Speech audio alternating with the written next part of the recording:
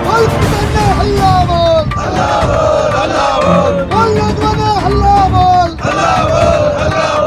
यहाँ वार्ता नहीं हुई। निश्चित रूप से 1 बजे के बाद आर पार के संघर्ष की शुरुआत करेंगे।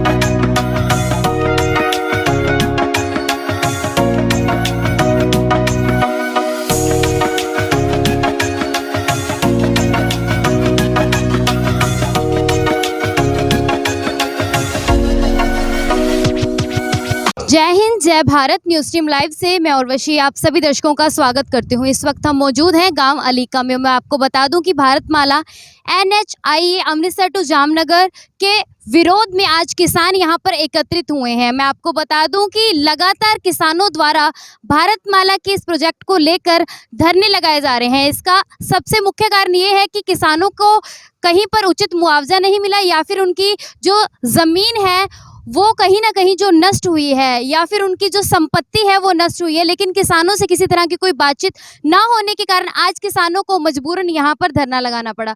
तो चलिए किसानों के बीच में चलते हैं और बातचीत करते हैं कि आज के धरने का मुख्य कारण क्या था और इसी के साथ NH के अधिकारियों से उनकी क्या बातचीत हुई है। तो चलिए यहाँ पर हरियाणा पंजाब दोनों स्थानों से जो किसान पहुंचे हैं, चलिए उनसे बातचीत करते हैं। सर बताइए आज के धरने के बारे में। विगत 2.5 वर्ष से जब से ये प्रोजेक्ट आया है NH 754 के नेशनल हाईवे, इसमें लगातार हमें रास्ते, खाल और उचित मुआवजे की मांग को लेकर लड़ रहे हैं। बार बार शासन और प्रशासन के साथ हमारी वार्ता हुई है।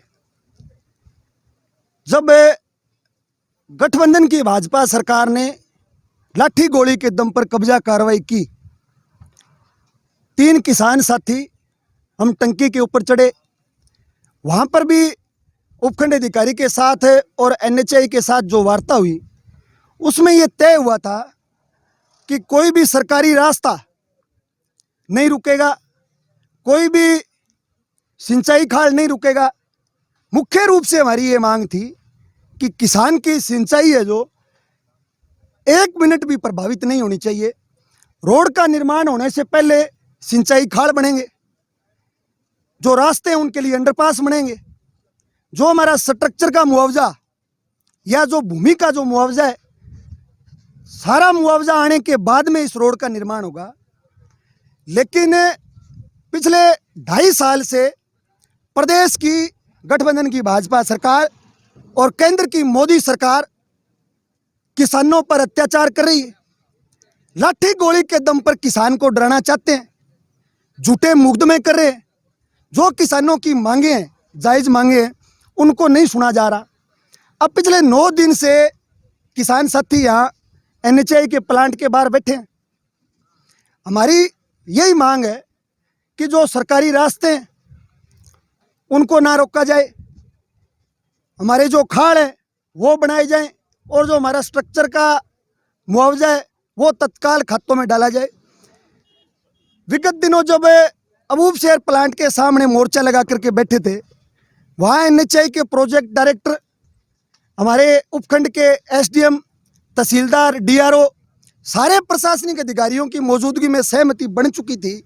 उसके बाद ये फिर गुंडागर्दी कर रहे हैं। आज कोई लंबी चौड़ी बात नहीं है।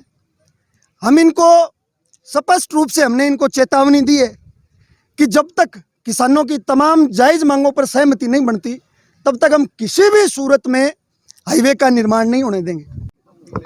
पगोड़िया जी, लगातार 9 दिन से आज 10वां दिन हो चुका है, लेकिन कोई भी NH का अधिकारी जो है यहाँ पर बातचीत करने के लिए नहीं पहुँचा। तो अब किसानों की अगली नीति क्या होगी? क्योंकि लगातार समझौते तो किए गए हैं लेकिन उन्हें अप्लाई नहीं किया गया, और अब भी अगर किसानों के साथ ऐसा होता है तो अब किसानों का अगला कदम क्या होगा? जिला प्रशासन को, NHI को और सरकार को ये स्पष्ट चेतावनी है। हम सारे संघर्ष समिति के जो साथी हैं उन्होंने ये तय किया है, कल दोपहर 1 बजे तक अगर अधिकारियों ने यहाँ धरना स्थल पर पहुंचकर इस जो मसला है इसको हल नहीं किया, यहाँ वार्ता नहीं हुई। निश्चित रूप से 1 बजे के बाद आर पार के संघर्ष की शुरुआत करेंगे। उसमें अगर हमें जहां जहां निर्माण चल रहा है अगर उसको बंद करना पड़ा उसको बंद करेंगे। जो कुर्बानी देनी पड़ी उसके लिए इलाके का किसान नौजवान साथी तैयार है। निश्चित रूप से निर्णायक संघर्ष होगा। जिंदाबाद।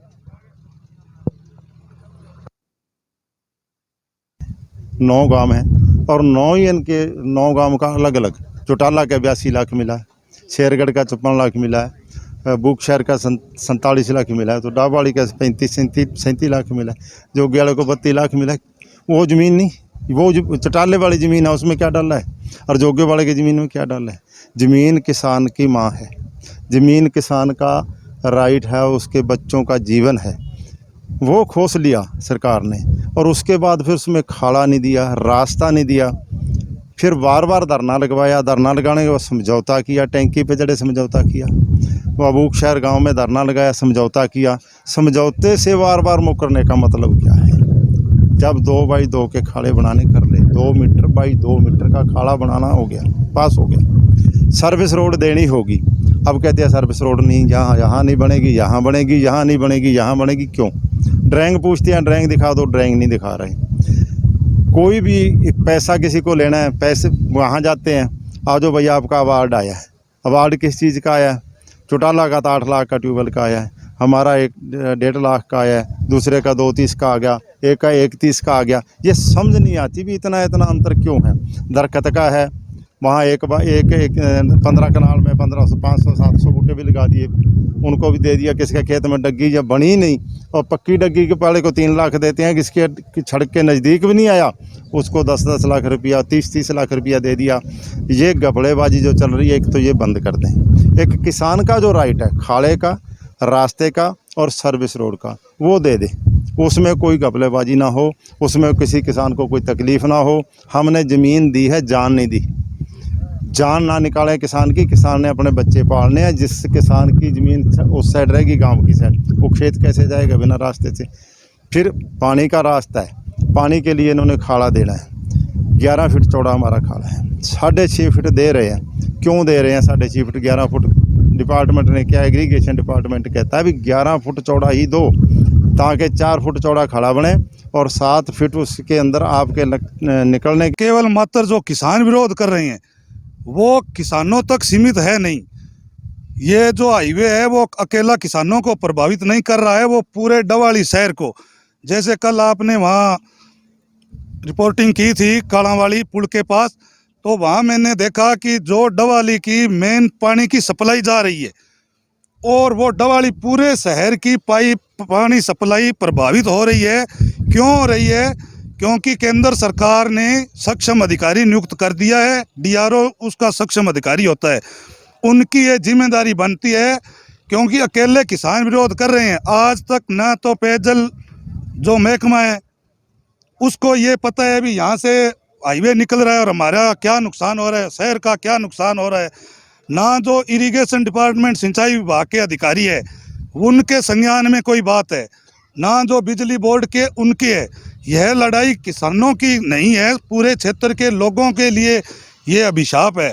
अगर अब ना जागे, ये डीआरओ साहब का फर्ज बनता है भी जो जितने भी महकमे हैं उनका जो मुख्य है उसको वो सूचित करें भी आपके क्षेत्र से ये हाईवे निकल रहा है, आपकी क्या क्या चीज़ें प्रभावित हो रही है। अपने जल स्वास्थ्य विभाग की कहाँ कहाँ पाइपलाइन है उनके तो ज्ञान तक नहीं है ये बात। आप ये लोगों को ये भी समझाओ भी डवाली पूरा शहर प्रभावित है, न कि किसान प्रभावित है।